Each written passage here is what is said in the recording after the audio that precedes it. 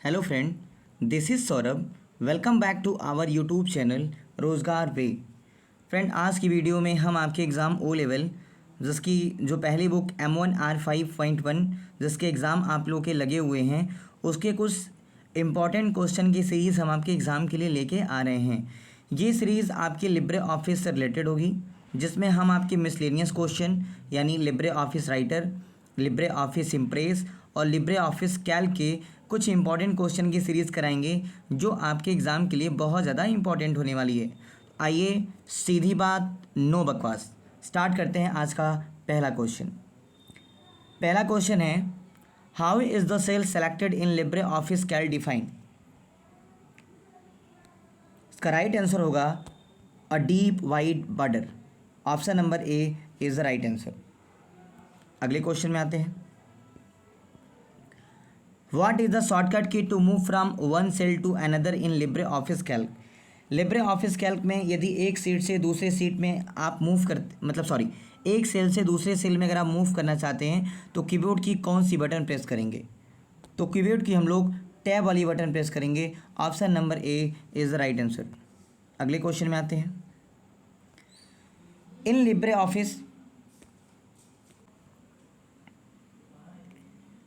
LibreOffice Calc, there are some number in cell A1, A2, A3, A4.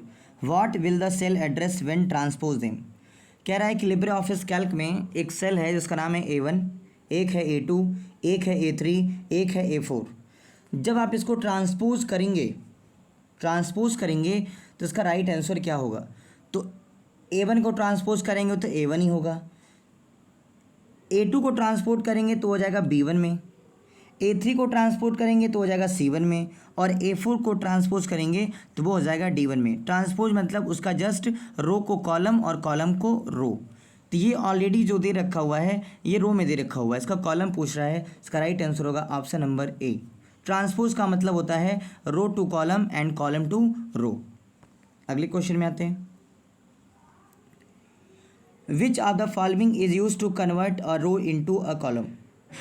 रो को column में convert करने के लिए किसका इस्तेमाल करेंगे? तो अभी हमने जस्ट प्रीवियस में आपको बताया ट्रांसपोज का। Option number B is the right answer. अगले क्वेश्चन में आते हैं। How to edit cell in Libre office Calc spreadsheet और what shortcut key will be use to edit the cell. यदि आप लिब्रे ऑफिस कैल्क में किसी भी सीट में किसी भी सेल को एडिट करना चाहते हैं तो किस शॉर्टकट की को प्रेस करेंगे? तो लिब्रे ऑफिस कैल्क में यदि हमें कोई सेल एडिट करना होगा तो हम कीबोर्ड से F2 बटन प्रेस करेंगे। Option number B is the right answer. अगले क्वेश्चन में आते हैं। Which shortcut key will be use to edit the current cell. यदि आपको करंट सेल एडिट करना हो तो किस शॉर्टकट की का इस्तेमाल करेंगे? सेम वही क्वेश्चन है, पूछने का तरीका थोड़ा इसका अलग है। सेल को एडिट करने की जब भी बात आ जाएगी तो हम F2 बटन का प्रेस करेंगे। Option number C is the right answer. अगले क्वेश्चन में आते हैं। What is the shortcut key to close LibreOffice spreadsheet. यदि आप लिब्रे ऑफिस स्प्रेडशीट को क्लोज करना चाहते हैं तो आप किस शॉर्टकट की का इस्तेमाल करेंगे? तो लिब्रे ऑफिस कैल्क को या लिब्रे ऑफिस की किसी भी कैल्क हो, राइटर हो, इम्प्रेस हो, अगर उसे क्लोज करना हो तो हम Ctrl+Q का इस्तेमाल करते हैं। Option number D is the right answer. अगले क्वेश्चन में आते हैं। Which of the following chart is not in the chart menu. Chart menu में इनमें से कौन सा चार्ट नहीं होता है? तो देखिए, पाई चार्ट भी होता है, बार चार्ट भी होता है, लाइन चार्ट भी होता है, स्क्वायर चार्ट नाम का कोई भी ऑप्शन चार्ट मेन्यू में अवेलेबल नहीं होता है। तो option number D is the right answer. अगले क्वेश्चन में आते हैं। Which of the following chart is use to display data a series. अगर किसी भी डेटा को एक सीरीज में डिस्प्ले करना होगा तो किस चार्ट का इस्तेमाल करेंगे? तो वो होता है pie chart. Option number C is the right answer. अगले क्वेश्चन में आते हैं। How many types of chart are available in Libre office Calc. Libre office Calc में टोटल कितने प्रकार के चार्ट अवेलेबल होते हैं? तो लिब्रे ऑफिस कैल्क में टोटल 10 टाइप के चार्ट अवेलेबल होते हैं। Option number B is the right answer. अगले क्वेश्चन में आते हैं। In Libre office Calc is the extension name of the template file. Libre office Calc का एक्सटेंशन नेम क्या होता है? तो लिब्रे ऑफिस कैल्क का जो एक्सटेंशन नेम होता है वो होता है टेम्पलेट फाइल का पूछा हुआ है। अगर लिब्रे ऑफिस कैल्क का पूछता तो .ods हो जाता, अगर केवल लिब्रे ऑफिस कैल्क का पूछता तो .ods हो जाता, लेकिन यहाँ टेम्पलेट फाइल का पूछा हुआ है, वो भी लिब्रे ऑफिस कैल्क के टेम्पलेट फाइल का, तो इसका राइट आंसर होगा option number D. Option number D is the right answer. अगले क्वेश्चन में आते हैं। अगला क्वेश्चन है what will be the value of equal to average 3 4 5। 3 4 5 का एवरेज क्या होगा? तो इसको रियल लाइफ में अगर आप मैथमेटिक्स से निकालेंगे तो 3 + 4 + 5 डिवाइडेड बाई 3 नंबर है तो 3, ये 4 3 7 और 5 12, 12/3 ये हो जाएगा, 3 से काट दीजिए, 3 चौका 12, इसका राइट आंसर होगा option number B. Option number B is the right answer. अगले क्वेश्चन में आते हैं। In Libre office give the value of equal to average 1249। 1249 का आपसे पूछा जा रहा है कि इसका एवरेज क्या होगा, तो इसको भी वैसे निकाल लीजिए। 4 नंबर हैं, चारों को जोड़ लीजिए, 1 + 2 + 4 + 9 डिवाइडेड बाई 4, 2 1 3, 4 3 7, 9 7 16, 16/4 काट देंगे तो इसका भी राइट आंसर होगा 4। Option number C is the right answer. अगले क्वेश्चन में आते हैं। Which of the following is use to correct function. इनमें से कौन सा बिल्कुल सही फंक्शन है? तो देखिए, पहला वाला एकदम बिल्कुल सही है, दूसरा वाला भी सही है, तीसरा वाला सही नहीं है। यानी आप सीधे सीधे नंबर भी लिख सकते हैं इक्वल टू एवरेज 5, 8, 9, या सेल का रेफरेंस ले सकते हैं। G2 सेल में कोई वैल्यू होगी, G5 सेल में कोई वैल्यू होगी, R5 सेल में कोई वैल्यू होगी, लेकिन आप ऐसे नहीं लिख सकते इसको। इसका राइट आंसर होगा option number D. Option number D is the right answer. अगले क्वेश्चन में आते हैं। यहाँ आपसे पूछा हुआ है is the correct formula of extracting average in Microsoft Excel. देखिए, माइक्रोसॉफ्ट एक्सेल एक्चुअली ये गलत हो गया है, ये कैल्क होगा, Libre office Calc, clerical mistake है, इसको सही कर लीजिएगा आप लोग, लिब्रे ऑफिस कैल्क। क्वेश्चन में कह रहा है कि लिब्रे ऑफिस कैल्क में एवरेज को टाइप करने का सही फार्मूला क्या है। तो एवरेज ऐसे नहीं लिखा जाता है, ऐसे भी नहीं लिखा जाता है, नन इसका आंसर होगा नहीं, तो option number A is the right answer. अगले क्वेश्चन में आते हैं। What will be the value of equal to 256 mean 508। बहुत ही प्यारा सा क्वेश्चन है ये। तो देखिए, ये एक्चुअली एक एरर हो जाएगा, इसका कोई आंसर नहीं होगा, इसका राइट आंसर होगा, क्योंकि इसका मिनिमम आप निकालेंगे। देखिए इसको सॉल्व कैसे करेंगे। इक्वल टू 256 डिवाइडेड बाई, अगर इसमें मिनिमम निकालेंगे आप तो इसमें मिनिमम हो जाएगा 0, और 0 से जब किसी नंबर में आप डिवाइड करेंगे तो ये हो जाएगा हैज़ डिवीज़न /0। इसका राइट आंसर होगा ऑप्शन नंबर ए। अगले क्वेश्चन में आते हैं। Which of the following option is use to show the current date.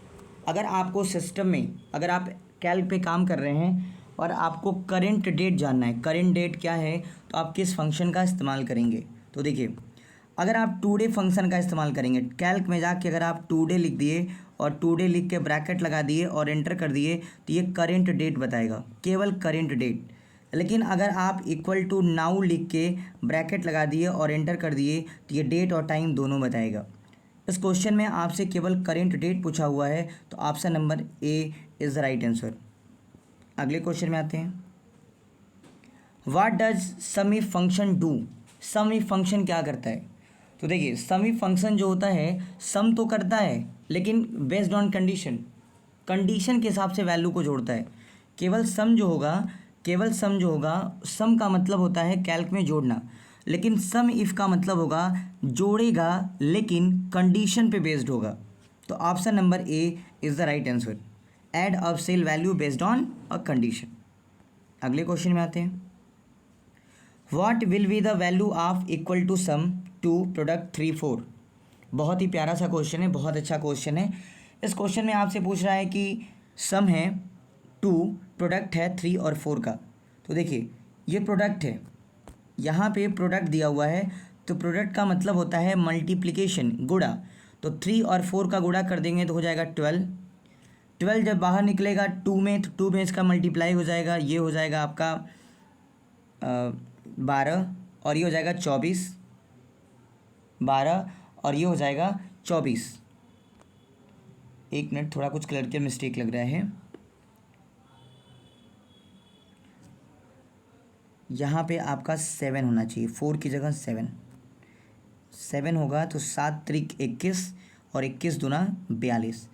Option number B is the right answer.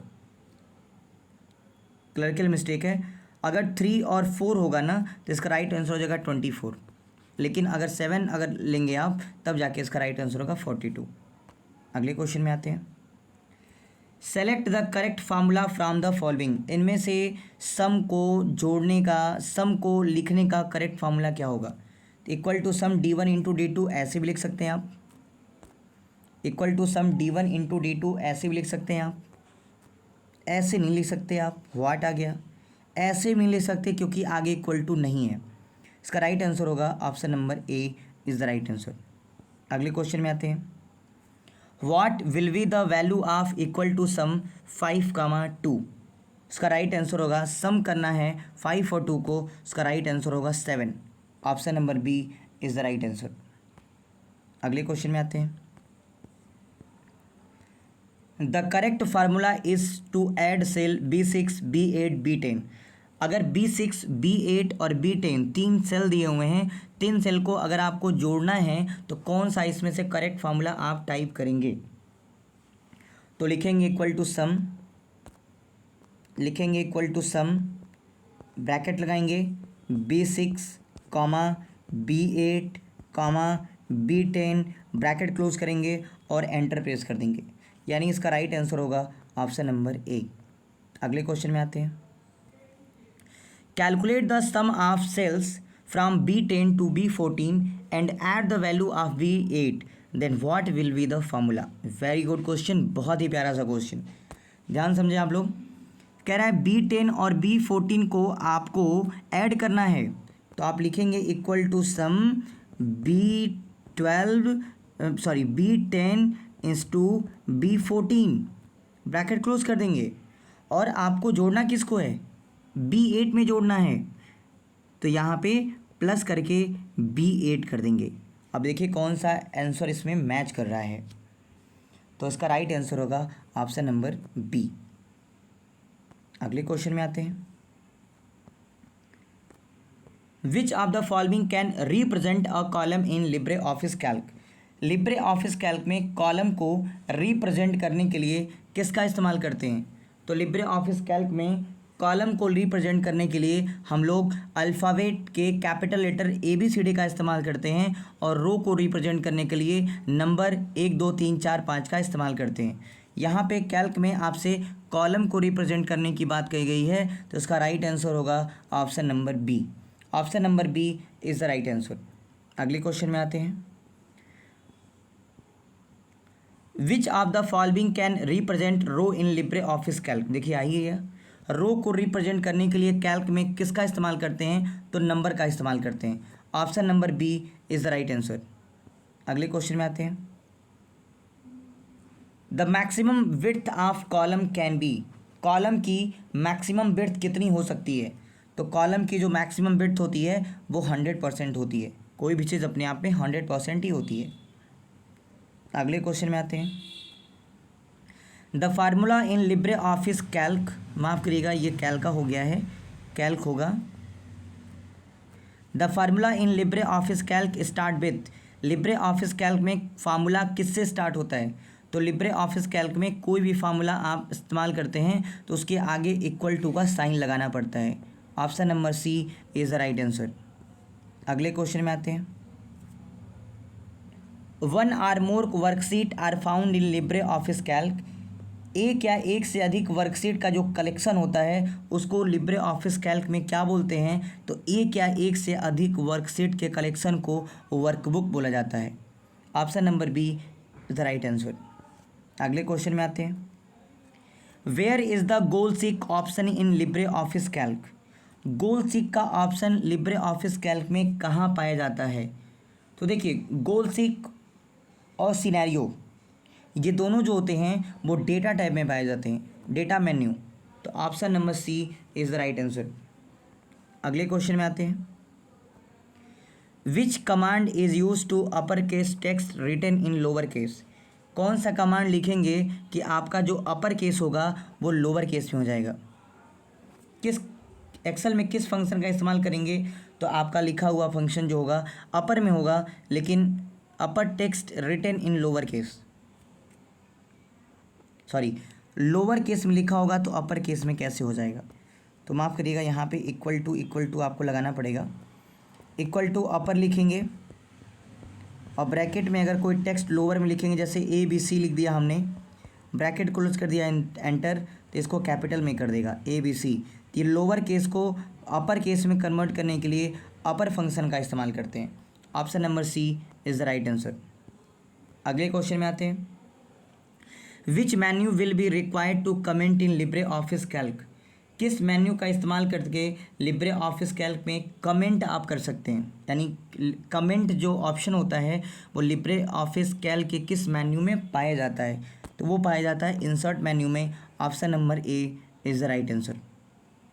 अगले क्वेश्चन में आते हैं। What is the number of by default row and column in Libre office Calc? Libre office Calc में by default number of row and number of column कितनी पाई जाती हैं? तो बाय डिफ़ॉल्ट जो नंबर ऑफ़ रो पाई जाती हैं वो 10,48,576 और जो कॉलम पाए जाते हैं वो 1024, यानी option number B is the right answer. अगले क्वेश्चन में आते हैं। What is the last row and column name in Libre office Calc? Libre office Calc में लास्ट रो और लास्ट कॉलम का नाम क्या होता है? तो लास्ट रो का नाम होता है 10,48,576 और लास्ट रो का नाम होता है AMJ, यानी option number A is the right answer. अगले क्वेश्चन में आते हैं। What is the shortcut key to save as in Libre office spreadsheet? LibreOffice spreadsheet में सेव एज की शॉर्टकट की क्या होती है? देखिए, सेव नहीं पूछा है, सेव एज पूछा हुआ है।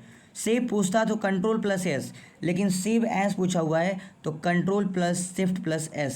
Option number C is the right answer. अगले क्वेश्चन में आते हैं। In the Libre office Calc is there a shortcut key to select the entire column? अगर आप पूरे कॉलम को सेलेक्ट करना चाहते हैं, लिब्रे ऑफिस कैल्क में कॉलम है आपका और पूरे कॉलम को सेलेक्ट करना चाहते हैं, तो आप किस शॉर्टकट की का इस्तेमाल करेंगे? ये कॉलम है आपका A, B और C। ऐसा क्या प्रेस करें कि ये पूरा कॉलम एक ही बार में सिलेक्ट हो जाए? तो Ctrl+Space। Option number A is the right answer. अगले क्वेश्चन में आते हैं। Which of the following formula is correct? इनमें से कौन सा फार्मूला करेक्ट होगा? तो ये दोनों तो करेक्ट होंगे नहीं, क्योंकि इनके आगे इक्वल टू लगा नहीं है। इनको देखते हैं, ये भी करेक्ट नहीं होंगे क्योंकि इनके आगे इक्वल टू नहीं लगा है, because excel formula always begin with equal to sign. So यहाँ पे जो राइट आंसर होगा वो होगा option number C is the right answer. अगले क्वेश्चन में आते हैं। What is the total number of row in Libre office Calc? Libre office Calc में टोटल रो कितनी होती हैं?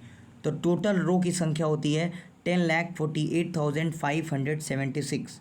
Option number B is the right answer. अगले question में आते हैं। Shortcut key to insert cell in Libre office Calc? यदि आपको कैल्क में कोई सेल इंसर्ट करना हो तो किस शॉर्टकट की का आप इस्तेमाल करेंगे? सेल इंसर्ट करने के लिए जो शॉर्टकट की का इस्तेमाल करेंगे वो Ctrl++, यानी option number B is the right answer. अगले क्वेश्चन में आते हैं। Shortcut key Ctrl+- used for? अगर Ctrl+- यूज़ करते हैं आप तो किसके लिए? तो Ctrl++ सेल इंसर्ट करने के लिए और Ctrl+- सेल को डिलीट करने के लिए। तो option number D is the right answer. अगले क्वेश्चन में आते हैं। लिखा हुआ है, बहुत ही प्यारा सा क्वेश्चन है, ध्यान समझिएगा आप लोग, प्यारा सा जवाब भी होना चाहिए आपका। Currently you are on a G7 cell, कह रहा है करंट में आप G7 सेल में आप हैं। In a Libre office Calc spreadsheet, which are the following will you be in the after pressing the home key of the keyboard. कह रहा है G7 में आप हैं, तो आप ये बताएं कि आपका जो होम की होगा यानी होम सेल जो होगा वो कौन होगा। तो कैल का जो होम सेल होता है ना, वो होता है कॉलम नंबर ए और रो नंबर 1, यानी ऑप्शन नंबर A1। अगले क्वेश्चन में आते हैं।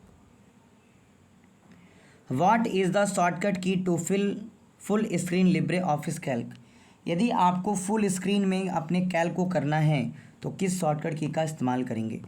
तो अगर चाहते हैं कि लिब्रे ऑफिस कैल्क की स्क्रीन जो है फुल में पूरे स्क्रीन में आ जाए तो वो Ctrl+Shift+J का इस्तेमाल करेंगे। Option number A is the right answer. अगले क्वेश्चन में आते हैं। Which shortcut key will be use to go to the bottom row in the spreadsheet. यदि आपको रो में बिल्कुल नीचे जाना है तो किस शॉर्टकट की का इस्तेमाल करेंगे। तो रो में बिल्कुल नीचे जाने के लिए Ctrl+डाउन एरो की, ऊपर जाने के लिए Ctrl+अप एरो की, लेफ़्ट में जाने के लिए Ctrl+लेफ़्ट एरो की, राइट में जाने के लिए Ctrl+राइट एरो की। नोट कर लीजिएगा बच्चे लोग, वीडियो को थोड़ा सा पॉज करके ज़रूर नोट कर लीजिएगा। और अगर होम सेल पे जाना है तो Ctrl+होम की प्रेस करेंगे आप।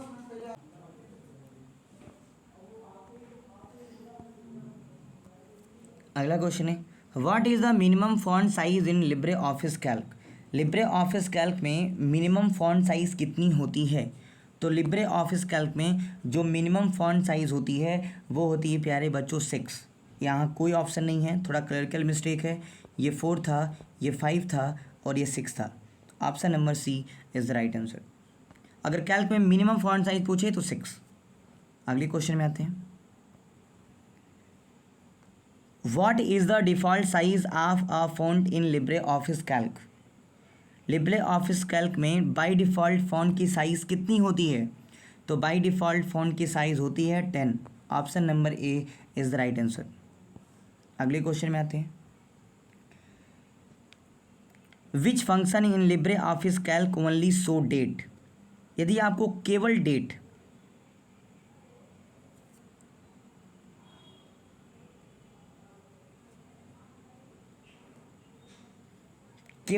आपको देखना है तो टुडे फंक्शन का इस्तेमाल करते हैं, और डेट और टाइम दोनों देखना है तो नाउ फंक्शन का इस्तेमाल करते हैं। अगले क्वेश्चन में आते हैं।